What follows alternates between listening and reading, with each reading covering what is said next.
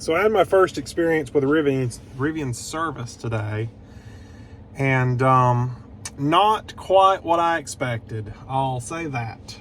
So I'm sitting at a fast charger, waiting for my truck to charge now because this was not the plan. This was never the plan.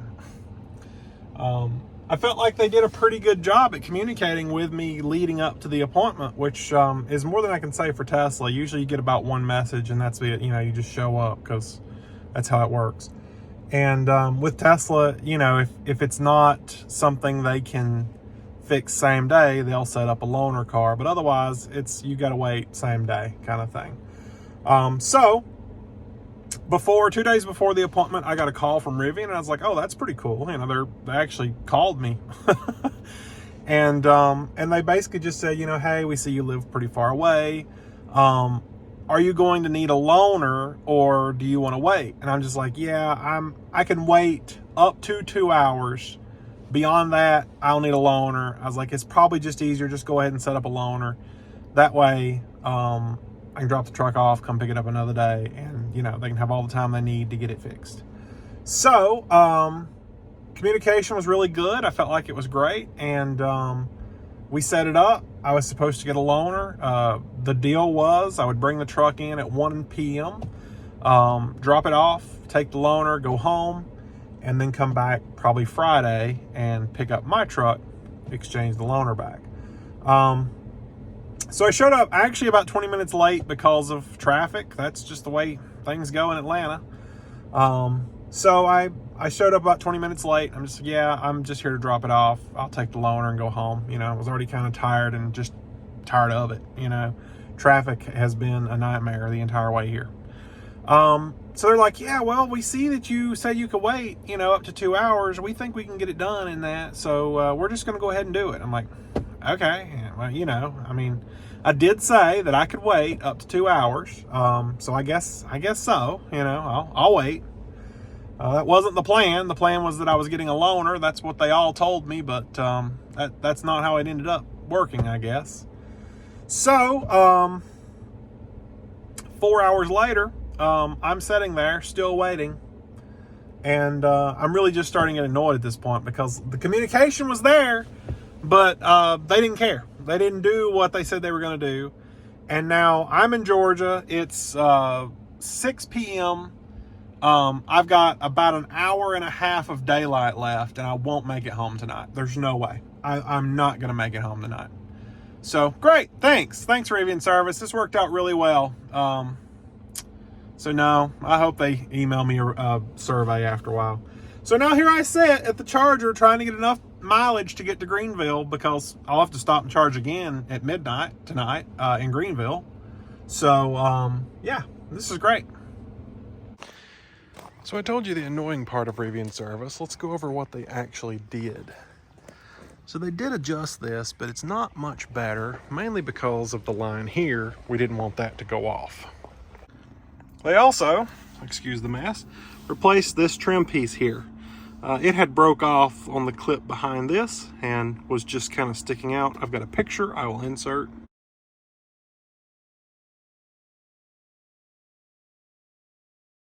And then the biggest thing is somewhere in the back I had a rattle, and I honestly thought it was the glass. The rear glass was rattling, and I wasn't sure, but I told them, "Look, you've got to find it. It's driving me crazy.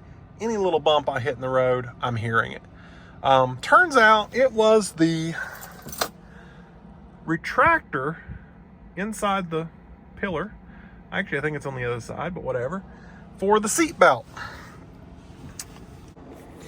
Basically, the retractor was rattling because it wasn't properly torqued, which I guess could have been an issue at some point, but they torqued it back down and got it going.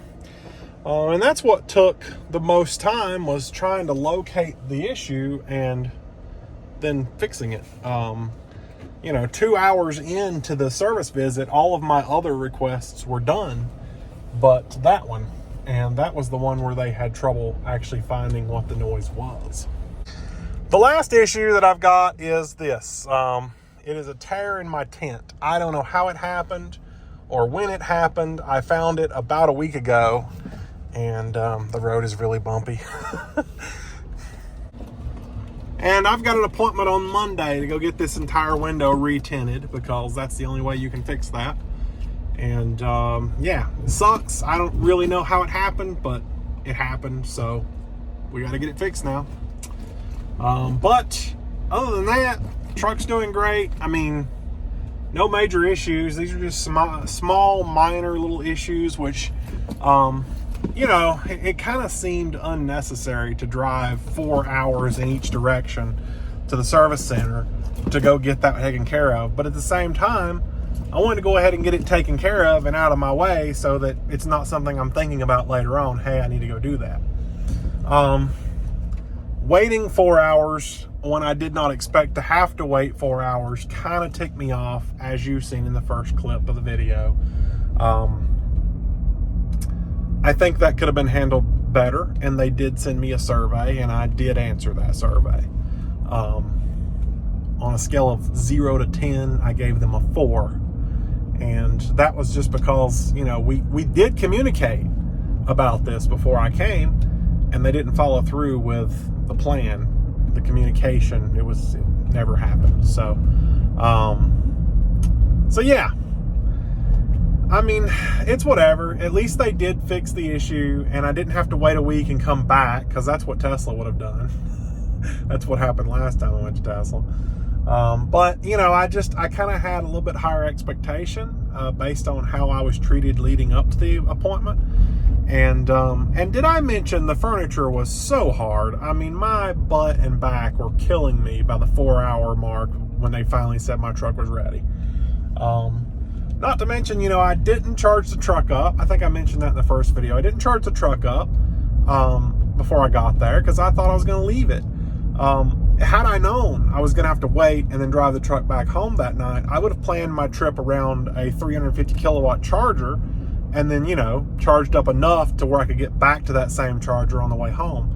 I didn't know that, you know, wasn't the plan, because I had no clue. So I ended up having to go to 2 different chargers. And the way it worked out, they were both 150 kilowatts. So it was stupid slow. I mean, considering it was pretty fast, but, you know, it was still pretty slow. I ended up killing an hour and a half between both chargers just to get enough to get home.